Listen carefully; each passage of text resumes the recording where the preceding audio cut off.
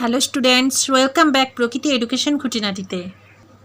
সবার আগে চ্যানেলটাকে সাবস্ক্রাইব করবে এবং সাবস্ক্রাইব করে বেল আইকনটাকে প্রেস করে নোটিফিকেশানটাকে অন রাখবে। তাহলে যখনই তোমাদের পরিবেশ থেকে ভিডিও আপলোড হবে সরাসরি তোমাদের স্ক্রিনে পৌঁছে যাবে। তো চলো বেশি কথা না বাড়িয়ে আজকে আমরা আলোচনা করব ক্লাস 5-এর আমাদের পরিবেশ বইয়ের 3য় অধ্যায় পশ্চিমবঙ্গের সাধারণ পরিচিতি থেকে কয়েকটি প্রশ্ন ও উত্তর।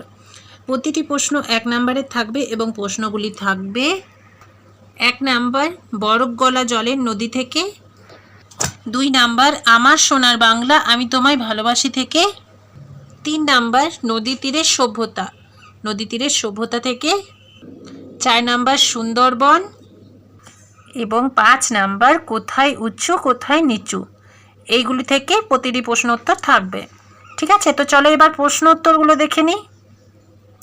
প্রশ্ন উত্তরগুলো দেখতে পাচ্ছ তোমরা, একটি বা দুটি শব্দে উত্তর দাও।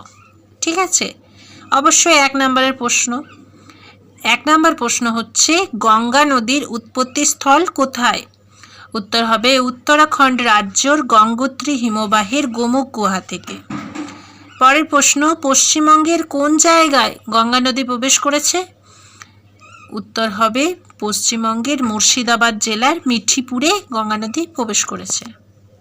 নেক্সট কোশ্চেন হচ্ছে গঙ্গা নদী কোন দুটি শাখায় বিভক্ত হয়েছে?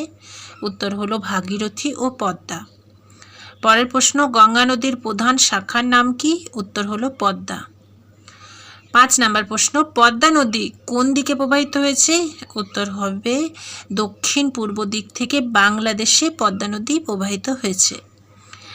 পরের প্রশ্ন, গঙ্গা নদীর অপর শাখার নাম কি?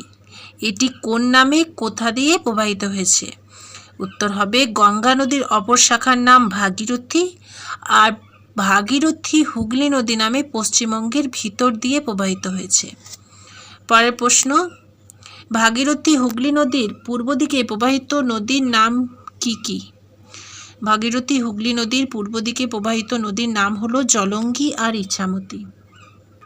পরের প্রশ্ন, ভাগীরথী হুগলি নদীর পশ্চিম দিকে প্রবাহিত নদীর নাম কি? উত্তর হলো ভাগীরথী হুগলি নদীর পশ্চিম দিকে প্রবাহিত নদীর নাম হলো অজয় দামোদর।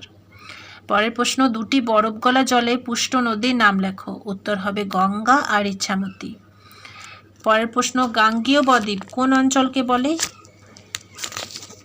উত্তর হবে ভাগীরথী ও পদ্মার মাঝের অঞ্চলকে গাঙ্গেয় বদ্বীপ বলে।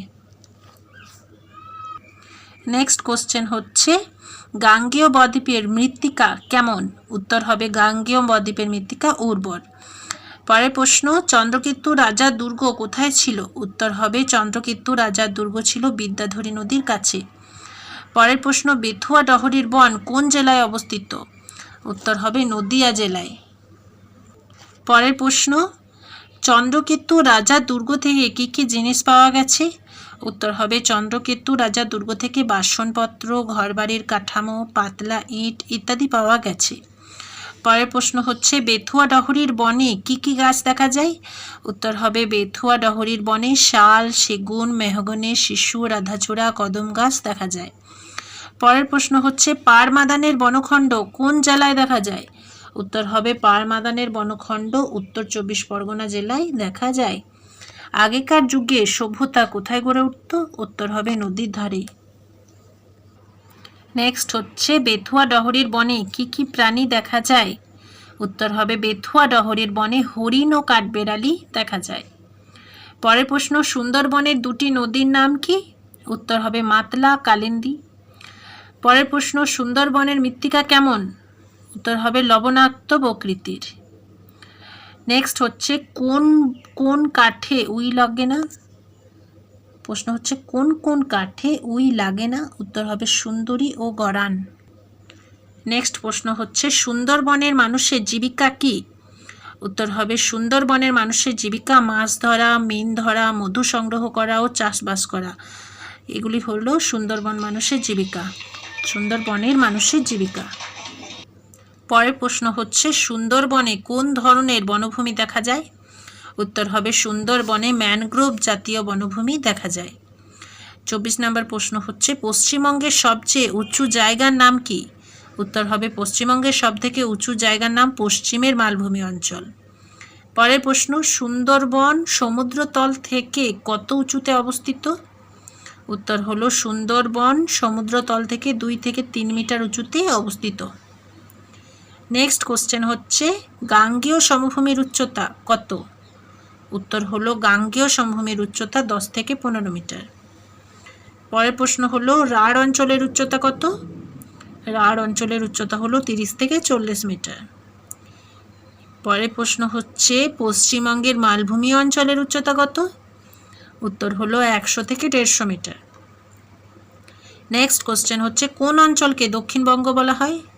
উত্তর হলো মুর্শিদাবাদ থেকে দক্ষিণের অংশটিকে বলে দক্ষিণবঙ্গ। আমার প্রিয় ছাত্রছাত্রীরা, আজ এ পর্যন্তই করাবো।